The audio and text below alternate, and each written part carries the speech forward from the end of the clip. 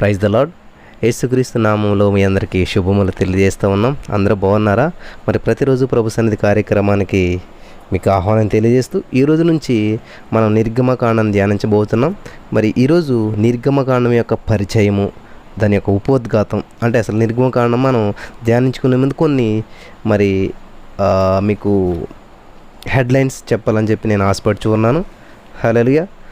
అంటే ఒక షార్ట్ ఫామ్లో దాని యొక్క స్టోరీ అంతా మీకు వివరించేసి దాన్ని మనం నెమ్మదిగా వివరించుకుంటూ ఎదురుకెళ్తాం అనమాట. హల్లెలూయా, దేవునికి స్తోత్రం. ఈ నిర్గమకాండం అనేటువంటిది పంచకాండంలో రెండవది అనమాట. అంటే మనకి బైబిల్ గ్రంథంలో మనం చూసినట్లయితే ఆదికాండం, నిర్గమకాండం, తర్వాత లేవికాండం, సంఖ్యాకాండం, ద్వితీయోపదేశకాండం ఇట్లా ఉంటాయి కదా. ఇవన్నీ కూడా పంచకాండాలని రాసినటువంటిది ఎవరంటే మోషే గారు అనమాట. ఈ యూదులు ఈ పుస్తకాన్ని మొట్టమొదటి వచనంలోని పదాలైనటువంటి పేర్లు ఇవి అని పిలిచేవారు అనమాట. ఏంటండి? పేర్లు ఇవి అని పిలిచేటువంటి వారు అనమాట. హిబ్రూలో ఇవి మొదట రెండు మాటలు అనమాట. కాబట్టి తర్వాత దీన్ని పేర్లు అని చిన్నగా చేశారు. ఆదికాండంలోని ఈ పరిచయం మనం చూస్తే ఇదంతా మనకు తెలుస్తుంది. నేను వివరించాను అక్కడ, మీరు చూడవచ్చు. మరి ఈ పాత తెలుగు బైబిల్, అంటే పాత తెలుగు బైబిల్ ఉంటుంది కదా, అంటే పరిశుద్ధ గ్రంథంలోని పుస్తకాల పేర్లు అన్నీ కూడా ఇతర భాషల్లోని బైబిల్ నుంచి తర్జుమా చేశారే కానీ మూల భాష అయినటువంటి హిబ్రూ నుంచి కాదని మనం గమనించాలి. వేరే వేరే భాషలు, ఓన్లీ హిబ్రూ భాషే కాదు. ఇక్కడ నిర్గమకాండం అనే కంటే దాస్య విముక్తి అనడమే బాగుంటుంది అనిపిస్తూ ఉంటుంది ఈ యొక్క గ్రంథాన్ని. హల్లెలూయా. ఈ ఆదికాండం మనకి ఈ నిర్గమకాండం ఎప్పుడు రాస్తారనేటువంటిది మనం ఆలోచన చేస్తే మనకి ఆదికాండం రాసినప్పుడు చూసినటువంటి ఆ పరిచయం చూస్తే మనకి తెలుస్తుంది అనమాట. ఇందులో ఉన్నటువంటి ముఖ్యాంశం ఏంటంటే ఇజ్రాయేల్ ప్రజలకు మరి దాసత్వం నుంచి విడుదల కలగడం అనేటువంటిది ఈ మొదటి భాగం యొక్క ముఖ్యాంశం. మరి దేవుని ప్రజలు ఎలా బ్రతకాలి, ఎలా ఆరాధించాలి అన్నది ఇందులో రెండో ముఖ్యాంశం. ఈ పుస్తకం అంతా కూడా ఆధ్యాత్మికమైనటువంటి సాదృశ్యమైనటువంటి అర్థాలతో కూడి ఉండి మరి నేటి విశ్వాసుల కోసం కూడా మంచి ఉపదేశాలతో కూడినటువంటి పాఠాలతో ఇందులో మనకి కనిపిస్తూ ఉంటుంటాయి. హల్లెలూయా. ఈ నిర్గమకాండం అనేటువంటిది ఎవరు రాశారనంటే మరి మోషే రాశాడు. ఆయన మోషే రాసినటువంటి రెండో గ్రంథం ఇది. ఆదికాండం తర్వాత దానికి మరి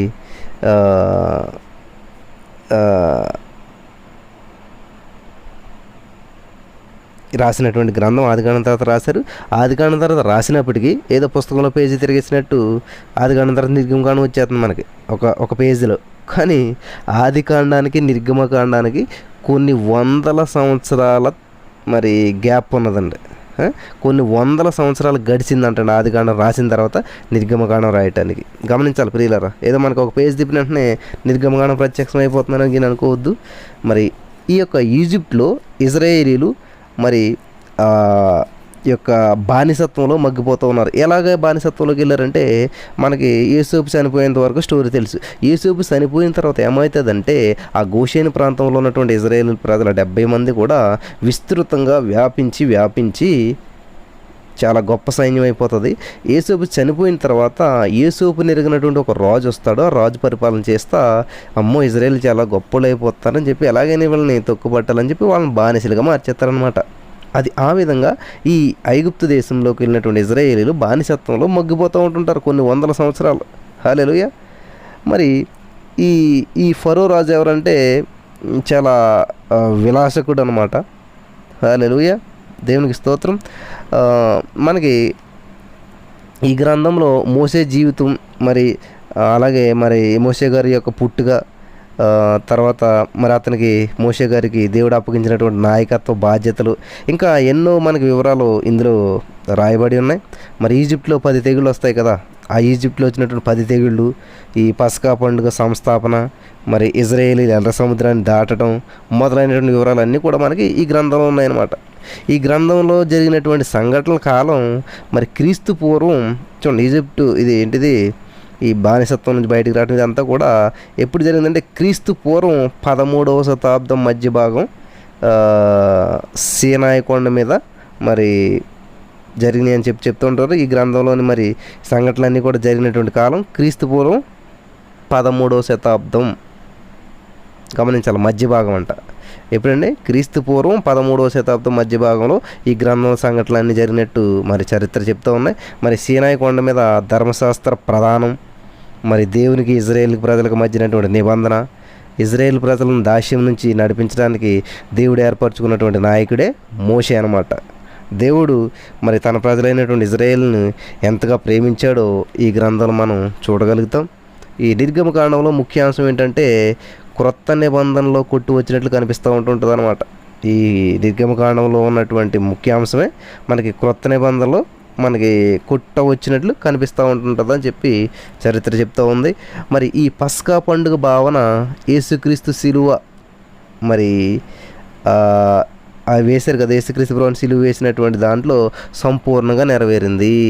ఈ గ్రంథంలో ఎన్నెన్నో మనకి విశ్వాస సూత్రాలు మనం నేర్చుకుంటాం. మరి నిర్గమము అంటే వెళ్ళిపోవడము, నిష్క్రమించడము అనేటువంటి అర్థాలు వస్తూ ఉన్నాయి. రాసుకోండి. నిర్గమము అంటే ఏంటంటే వెళ్ళిపోవడము, నిష్క్రమించడం అనేటువంటి అర్థాలు మనకు వస్తూ ఉన్నాయి. మరి దీనిని మహాప్రస్థానం అని కూడా అనవచ్చు అనమాట. ఏమంటారండి?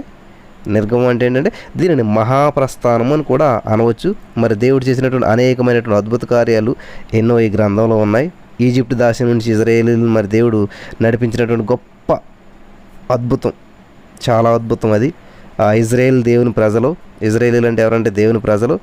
మరి ఇజ్రాయేలీల యొక్క చరిత్ర ఆది కాండంలో అబ్రహాంతో ఆరంభమవుతూ ఉంది. ఎక్కడ ప్రారంభమైందంటే ఇజ్రాయేల్ చరిత్ర ఆది కాండం నుంచి అబ్రహాం తెలుసు కదా మనకందరికీ. అబ్రహాము మరి ఇసాక్ అని, ఇసాక్ యాకోబు కానీ అట్లా వస్తుంది కదా, అక్కడ అబ్రహాంతో స్టార్ట్ అయిందనమాట అండి ఇజ్రాయేల్ చరిత్ర. మోషేను దేవుడు పిలిచాడు.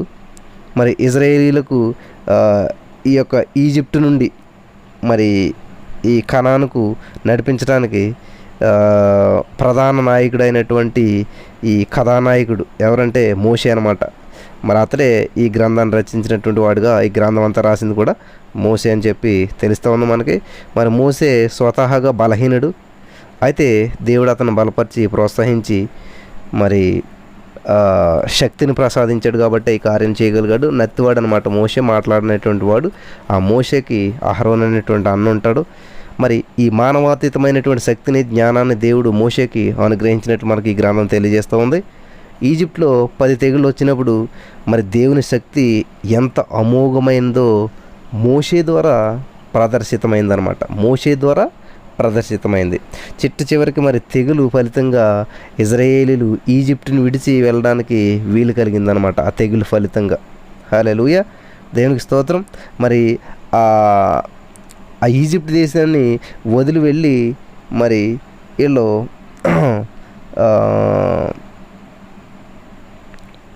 మొట్టమొదట పస్కా పండుగ ఆచరించబడిందనమాట. హల్లెలూయా. ఏంటంటే ఈజిప్ట్ని విడిచి వెళ్ళిపోతున్నటువంటి సందర్భంలో మరి మొట్టమొదటిగా ఆ పస్క పండుగ ఆచరించడం అనేటువంటిది ఇజ్రాయేల్ ప్రజలు చేశారనమాట.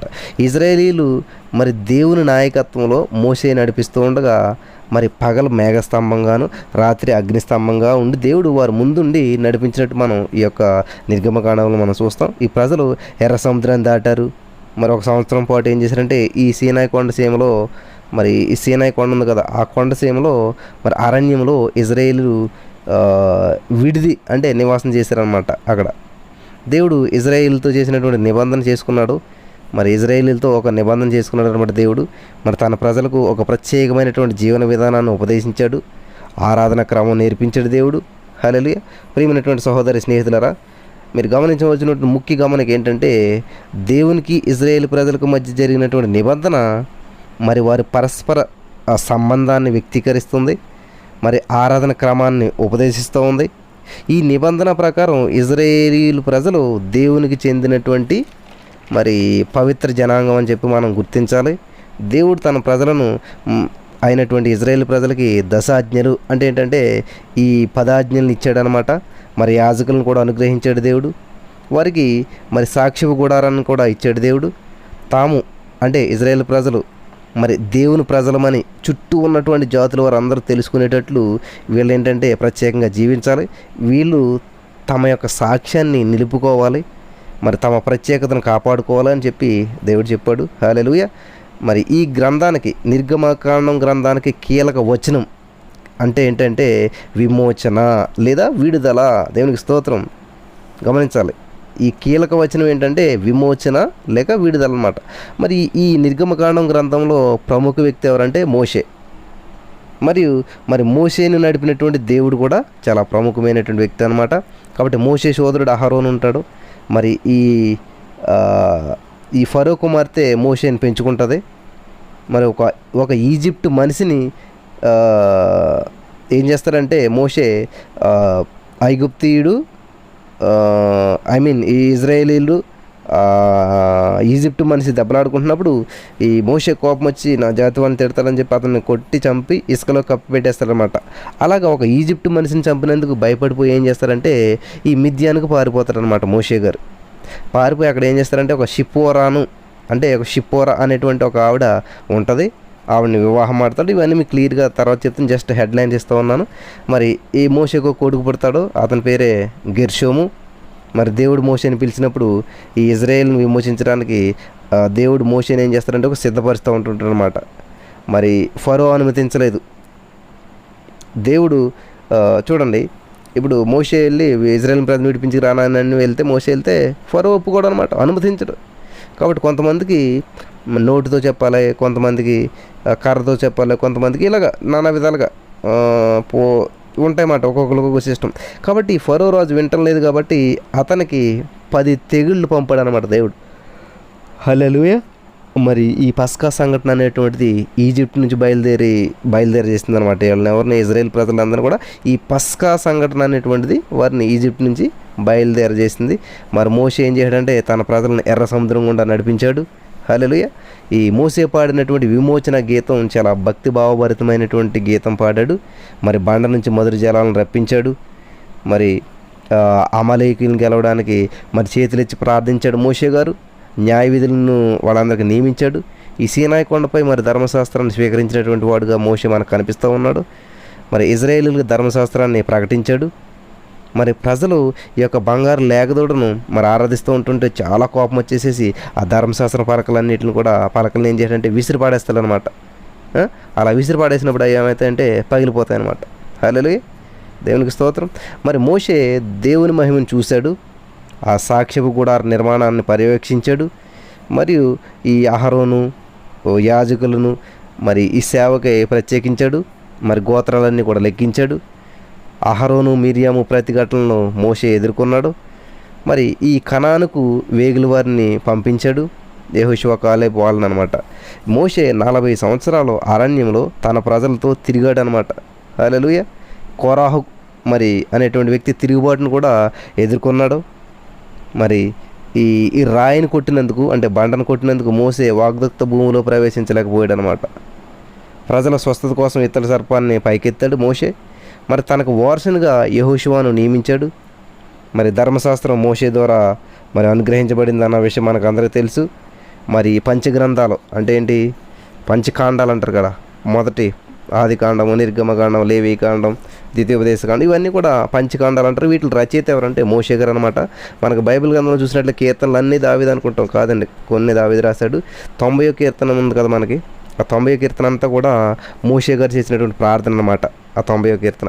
మరి ఈ గ్రంథంలో మనకు మరో వ్యక్తి కనిపిస్తూ ఉంటుంటాడు, అతడే అహరోను. ఈ అహరోను ఎవరంటే మొట్టమొదట ప్రధాన యాజకుడు. ఎవరండి అహరోను? మొట్టమొదటి ప్రధాన యాజకుడు అనమాట. ఇతను మరి మోషేతో కలిసి సేవ చేస్తాడు. మరి మోషేకి ఇతడు నోరు లాంటి వాడు అని చెప్పి అంటూ ఉంటున్నారు. ఎందుకంటే మోషేని ఎత్తవాడు కాబట్టి మాట్లాడలేడు.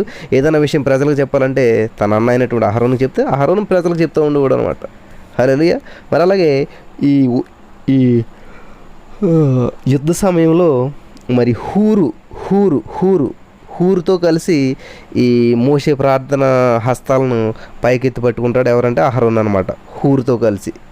మరి ఈ బంగారు లేగదోడ విషయంలో కూడా దేవుని ఆజ్ఞను మీరినటువంటి వ్యక్తిగా మనకి ఈ అహరోన్ కనిపిస్తూ ఉంటుంటాడు. ఈ హూర్ అనేటువంటి వ్యక్తి ఏం చేస్తాడంటే కొండపై చనిపోతాడు. మరి అహరోన్ కూడా మరి వాగ్దత్త భూమిలో ప్రవేశించలేక ముందుగానే చనిపోతాడనమాట. మోషే అనే పేరు మరి ఈజిప్ట్ భాషాపదం అనమాట. ఈ మాటకు మోషే అనే మాటకు అర్థం ఏంటంటే కుమారుడు అనేటువంటి అర్థం వస్తూ ఉంది. దేవునికి స్తోత్రం. అంటే ఆమె పెడుతుంది కాబట్టి పేరు, ఇతను ఎవరు కుమారుడు అంటే నా కొడుకు అన్నట్టు మోషే అని పేరు పెడుతుంది అనమాట. అంటే నీటి నుంచి తీయబడిన వాడని కూడా మనం చెప్తూ ఉంటుంటారు. ఈ ఇజ్రాయేలీలు మరి ఈ పరాయి దేశంలో బానిసలై ఉండగా మరి వాళ్ళందరినీ గురించి తన ప్రజల గురించి మరి ఎంతో భారంతో మోసే జీవిస్తాడు. మరి ఫరో రాకమర్తకు పెంపుడు కొడుకు, సకల భోగభాగ్యాలు అనుభవించాడు. కానీ వాటిని పెద్దగా పట్టించుకోడు ఆయన. మోషే పేరు మరి హెబ్రీ పత్రిక 11 అధ్యాయంలో ఉన్నటువంటి విశ్వాస వీరుల చరిత్రలో, ఆ విశ్వాస వీరుల జాబితాలో కూడా చేర్చబడింది. మోషేకు ఉన్నటువంటి విశ్వాసాన్ని బట్టి హెబ్రీ పత్రిక మనకి 11 అధ్యాయం 23వ వచనంలో కూడా చూసినట్లయితే, మరి మోషే పుట్టినప్పుడు మరి అతని యొక్క ఈ తల్లిదండ్రులు ఏం చేస్తారంటే, ఆ శిశువును చాలా సుందరుడై ఉన్నట్టు చూసి, చాలా అందగాడని చెప్పి చూసి ఏం చేస్తారంటే, విశ్వాసాన్ని బట్టి ఈ రాజాజ్ఞను భయపడకుండా, రాజు చేసినటువంటి ఆజ్ఞ జారీ చేసినటువంటి రాజుకు భయపడకుండా 3 మాసాలు అతన్ని దాచిపెడతారు. ఎవరిని? మోషేని. మోషే పెద్దవాడైనప్పుడు ఏం చేస్తారంటే, అతని యొక్క విశ్వాసాన్ని బట్టి ఐగుప్తు ధనము కంటే మరి క్రీస్తు విషయమైనటువంటి ఇంత గొప్పదని చెప్పి, గొప్ప భాగ్యం అని చెప్పి ఎంచుకుని ఏం చేస్తారంటే, అల్పకాల పాపభోగములు అనుభవించడం కంటే దేవుని ప్రజలతో శ్రమలు అనుభవించడం మేలు అని చెప్పి యోచించి, మరి ఫరో కుమార్తె యొక్క కుమారుడని అని అనిపించుకోకూడదని చెప్పి అనిపించుకోవటానికి ఒప్పుకోడు అనమాట. దేవునికి స్తోత్రం. ఎందుకంటే మరి అతడు ప్రతిఫలంగా కలగబో బహుమానముని దృష్టి ఉంచాడనమాట. దేవునికి స్తోత్రం. విశ్వాసం బట్టి అతడు మరి అదృశ్యుడైనటువంటి వారిని చూస్తున్నట్లు మనకి స్థిరబుద్ధి, మరి రాజగ్రహము, మరి అస్థిరమైనటువంటి బుద్ధి కలిగి మరి రాజగ్రహమునకు భయపడక ఈజిప్టును విడిచి వెళ్ళిపోయాడు అనమాట. దేవునికి స్తోత్రం. మరి తొలిచూలు పిల్లలని అందరిని కూడా నాశనం చేసేటువంటి వాడు ఇజ్రాయేలును ముట్టకుండా అతడి విశ్వాసం బట్టి పస్కాను మరి రక్త ప్రోక్షణ ఆచరణ జరిగించాడు అనమాట. దేవునికి స్తోత్రం. హల్లెలూయా.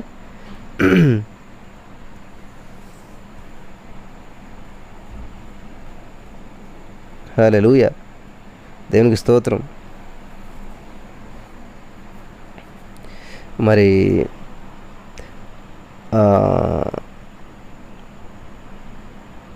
అలాగే మనకి విశ్వాసం బట్టి మరి వారు పొడి నేల మీద నడిచినట్టు మనకు ఇజ్రాయేల్ ప్రజలు చూస్తూ ఉన్నాం. ఎర్ర సముద్రంలో పడి మరి నడుచుకుంటూ వెళ్ళిపోయారు వాళ్ళు. దేవునికి స్తోత్రం. మరి ఈజిప్ట్ వారు తాము మరి ఎలాగా ఇజ్రాయేల్ ప్రజలైతే 6 నెలలు నడిచి వెళ్ళిపోయారు, వాళ్ళు కూడా నడిచి వెళ్ళిపోవాలని చెప్పి అలాగే చేయాలని చూశారు. కానీ మునిగిపోయారు, చనిపోయారు. దేవునికి స్తోత్రం కలుగును గాక. హల్లెలూయా. ఇక్కడ మనం చూసినట్లయితే మరో గొప్ప సంఘటన ఈ గ్రంథంలో మనకి చూస్తాం.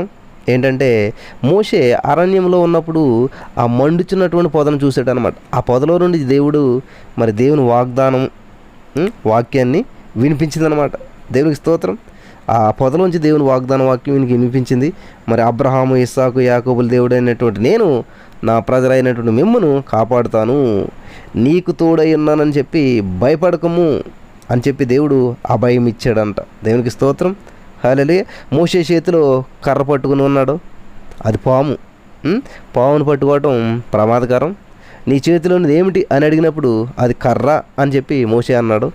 ఈజిప్ట్లో పాములు ఎక్కువ అంటండి. ఈజిప్ట్లోను సీటో అనేటువంటి మరి ఒక సర్ప రాజు ఉన్నదంటండి.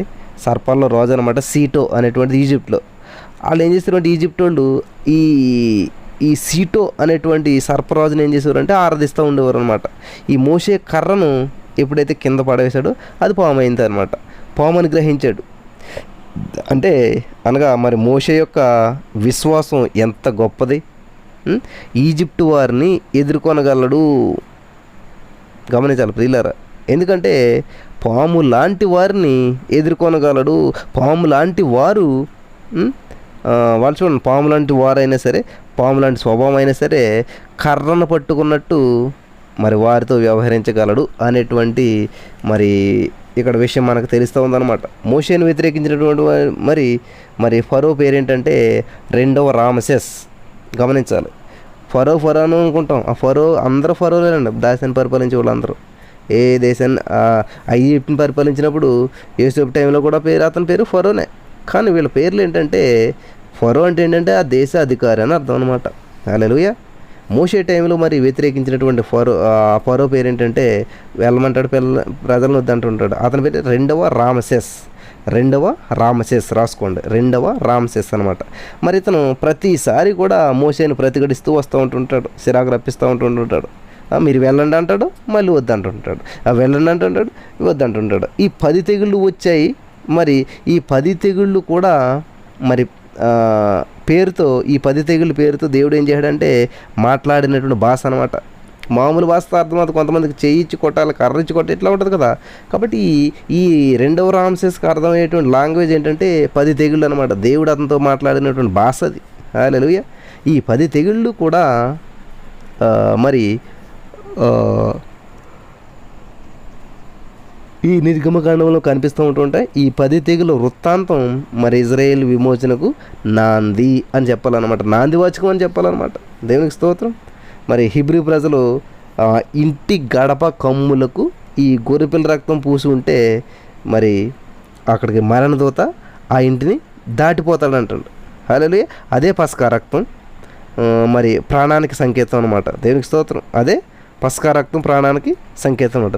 రక్తం సిందించబడినదే పాప క్షమాపణ కలుగదు, మనకందరికీ తెలుసు అనమాట. మరి పస్కా పండుగ సమయంలో గొర్రెపిల్లను వధించి దాని రక్తం మరి ఈ ద్వారబంధానికి కమ్ములకు పూయడంతో యేసుక్రీస్తు ప్రభు వారి యొక్క మరణానికి ఇది సూచనగా కనిపిస్తూ ఉంది. మరి ఇజ్రాయేలీలు దీన్ని బట్టి మరి మరణము నుండి విడుదల పొందారు. మరణదూత రక్తం లేనటువంటి ఇండ్లలోకి మరి ఇండ్లలో ఉన్నటువంటి జ్యేష్ఠ కుమారుని వధిస్తాడు. మరి ఈ సత్యం నిర్గమకాండంలో ఆకర్షణ కేంద్రంగా మనకి కనిపిస్తుంది అనమాట. హల్లెలూయా. దేవునికి స్తోత్రం కలుగును గాక. మరి ఎర్ర సముద్రం దాటడం అనేటువంటిది చాలా చరిత్రాత్మకమైనటువంటి అద్భుతమైనటువంటి కార్యం. ఈజిప్టు రాజులు మరి రథాలు కొంచె రథాలు అంటండి. ఈజిప్టు రాజులు వేసుకెళ్ళినటువంటి రథాలు అంటే కొంచె రథాలు. ఈజిప్టు వారికి అంతవరకు మరి ఇనుము ఉక్కు వినియోగం తెలియదు అనమాట. వాళ్ళకి ఓన్లీ కొంచెం మాత్రమే తెలుసు కాబట్టి కొంచెం రథాలు చేసుకున్నారు. మోషే దేవునితో ముఖాముఖిగా మాట్లాడాడు. మరి ఎప్పుడైతే దేవునితో మాట్లాడాడో మరి ఆ మోషే ముఖం ఏమైంది, ప్రకాశించింది అనమాట. దేవునితో సాహసం చేసినటువంటి వారి వ్యక్తిత్వం, మరి దేవునితో సాహసం ఎవరైతే చేస్తారో వాళ్ళ యొక్క వ్యక్తిత్వం మరి ఈ ప్రకాశవంతం అవుతుంది అనడానికి ఇది ఒక గొప్ప నిదర్శనం అనమాట. హల్లెలూయా. మన యొక్క క్యారెక్టర్ అనేటువంటిది ఎప్పుడైతే దేవునితో సాహసం చేస్తామో ప్రకాశవంతంగా మారుతుంది అనమాట. హల్లెలూయా. దేవునికి స్తోత్రం. మరి దేవుడు ఇజ్రాయేల్ ప్రజలకు మన్నా అనేటువంటి దాన్ని ఆహారంగా అనుగ్రహించాడు. మన్నా అనే మాట హిబ్రూ పదం అంటండి. హిబ్రూ పదం ఇది ప్రశ్నార్థకం అనమాట. మన్నా అంటే ఏంటంటే అదేమిటి అనేటువంటి అర్థం వస్తున్నాడు. మన్నా అంటే అదేమిటి అని చెప్పేసి ఆకాశం నుంచి మరి అది కురిసినప్పుడు ఈ ఆహారాన్ని చూసి అందరూ ఏమైనా ప్రశ్నించారంట, అదేమిటి అదేమిటి అని చెప్పి అడిగారు. కాబట్టి అందుకే అది ఏమైపోయిందంట, మన్నా అయిందనమాట. హల్లెలూయా. ఈ పదార్థం చాలా మధురమైనటువంటిది. మరి దీంతో స్త్రీలు అనేటువంటి వాళ్ళు వంట చేస్తారు కాబట్టి ఏ విధమైనటువంటి వంటగానైనా కూడా చేయవచ్చు అనమాట. దేవునికి స్తోత్రం.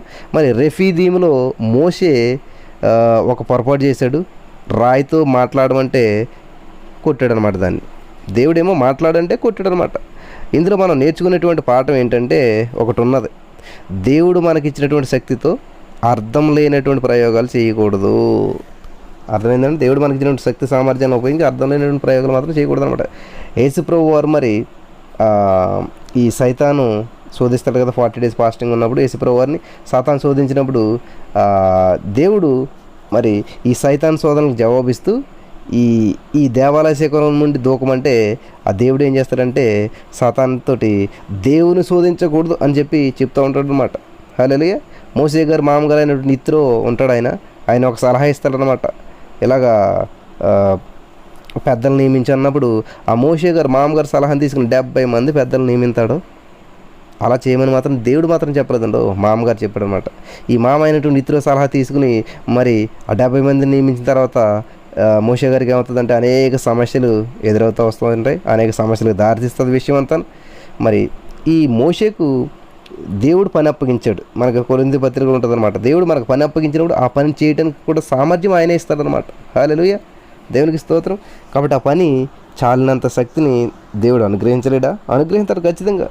ఇందులో మోషేకు మరి మామగారు సానుభూతి అవసరం లేదు. మామగారు సానుభూతి పొందుకునేలాగా దేవుడికి ఇష్టం ఉండదు. హల్లెలూయా. దేవునికి స్తోత్రం. దేవుడు మోషేకు రాతి పలకలను ఇచ్చాడు. వాటి మీద మరి ఈ 10 ఆజ్ఞలు చెక్కబడి ఉన్నవి. దేవుని ప్రజలకు మరి ఇది చాలా దేవుని ధర్మశాస్త్రం అనమాట. అయితే యేసుప్రభు ధర్మశాస్త్రాన్ని తన రక్తంతో మరి మన హృదయాల మీద రాశాడది. దాన్ని నెరవేర్చినటువంటి యేసుక్రీస్తు ప్రభువారు దాని సారాన్ని మరి అంతర్గతంలో మన యొక్క జీవితంలో మరి అమలుపరుస్తూ ఉన్నాడు. 10 ఆజ్ఞలు మరి యూదులకు అలాగే క్రైస్తవులకు అందరికీ కూడా అవి ఎంతో మరి అమూల్యమైనటువంటివిగా మనకు కనిపిస్తూ ఉన్నాయి. మరి యూదుల పండుగలన్నీ కూడా నిర్గమకాండం గ్రంథంలో మనకి ప్రస్తావించబడ్డాయి. కొన్ని మరి ఈ పులిన రొట్టెల పండుగ, పస్కా పండుగతో కలిసి రెండు కలిపి చేస్తారంటండి. పులిన రొట్టెల పండుగ, పస్కా పండుగ, ఈ రెండు కూడా కలిపి చేస్తారంటండి. ఈ రెండు పండుగలు కూడా మరి ఇజ్రాయేలు నిర్గమనాన్ని సూచిస్తాయి. నిర్గమనం అంటే బయటికి రావటం అనమాట. హల్లెలూయా. ఈ ప్రథమ ఫలముల పండుగ అనేటువంటిది ఇంకోటి ఉంటుంది అనమాట. ఇది ఎప్పుడు వస్తుందంటే ఈ పస్కా పండుగ అయిపోయిన తర్వాత 50 రోజులకి ఈ యొక్క ప్రథమ ఫలముల పండుగ అనేటువంటిది వస్తుంది అనమాట. అప్పుడు అందరూ ఏం చేస్తారంటే ప్రథమ ఫలములు తెస్తూ ఉంటారు అనమాట. మరి సీనాయి కొండ మీద దేవుడు అనుగ్రహించినటువంటి ధర్మశాస్త్రాన్ని మరి ఈ పురస్కరించుకుని ఈ పండుగ చేస్తూ ఉంటారు అనమాట వీళ్ళంతా కూడా. మరో పండుగ ఉందండి, అదే పర్ణశాలల పండుగ. హల్లెలూయా. పర్ణశాల పండుగ అనేటువంటి మరో పండుగ మనకి ఈ ద్రాక్ష పంట ఉంటుంది. ద్రాక్ష పండ్లు బాగా పండుతాయి అనమాట. ఈ ద్రాక్ష పంట కోసేసిన తర్వాత వస్తూ ఉంటుందంటండి ఈ పండుగ. మరి ఆ సమయంలో ప్రజలు ఈ తోటలోనే ఉంటుంటారు, పర్ణశాలలో నివసిస్తూ ఉంటుంటారు అన్నమాట. కాబట్టి ఇక పండుగలన్నీ కూడా యేసు ప్రభువునందే నెరవేరినవి. హల్లెలూయా. దేవునికి స్తోత్రం కలుగును గాక. మరి నిర్గమకాండంలోని బలులు మనకెన్నో ఆధ్యాత్మికమైనటువంటి పాఠాలు నేర్పుతూ ఉంటుంటాయి. బలి పశువు రక్తం దేవుని నిబంధనను మనకి స్థిరపరుస్తూ ఉంది. మరి ఈ రక్తం బలిపీఠ మీద ప్రోక్షిస్తూ ఉంటుంటారు. ఇజ్రాయేల్ ప్రజలకు మరి దేవునికి మధ్య జరిగినటువంటి ఇది రక్త నిబంధన. హల్లెలూయా. యెహోవా మందసం మరి గుడారంలోని ఆకర్షణీయమైనటువంటి వస్తువు అంటండి. యెహోవా మందసం గుడారంలో చాలా ఆకర్షణీయమైనటువంటి వస్తువు అనమాట. ఈ మందసంలో మరి ఈ దశాబ్దాల మరి ఈ దశాజ్ఞలు ఏవైతే ఉన్నాయో ఈ మందసంలో ఆ దశాజ్ఞ అంటే 10 ఆజ్ఞల పలుకులు కూడా ఈ మందసంలో ఉంటాయన్నమాట. మరి ఇవి ఈ కరుణాపీఠం ఇది అనమాట. మరి ఇది దేవుని యొక్క సన్నిధి యొక్క జ్ఞాపకం అనమాట. ఇజ్రాయేల్ ప్రజలకి దేవుని సన్నిధి జ్ఞాపకం చేస్తూ ఉందన్నమాట. ఇజ్రాయేల్ ప్రజలు ఎక్కడికి వెళ్ళినా కూడా దేవుని సన్నిధి వారితో ఉన్నది అనడానికి ఒక ఈ నిబంధన మందసం అనమాట, సంకేతం అనమాట. అదొక సంకేతం. హల్లెలూయా. మరి ఈ మందసానికి దీపవృక్షం అనేటువంటి మరొక ఆకర్షణీయమైనటువంటి అంశం మనకు కనిపిస్తుంది. ఈ మందసానికి దీపవృక్షం మరొక ఆకర్షణ అనమాట. దీన్ని హిబ్రూ భాషలో మెనోరా అంటారండి. హెబ్రీ భాషలో మెనోరా అంటారనమాట. మరి జీవవృక్షానికి ఇది వ్యక్తీకరణ, జీవమే వెలుగు అనమాట. హల్లెలూయా. ఈ సాక్ష్య గుడారం మరి దేవునికి ఆయన ప్రజలకు సంధిస్థానం. దేవుడు తన ప్రజలను మరి కలుసుకునేటువంటి స్థలం.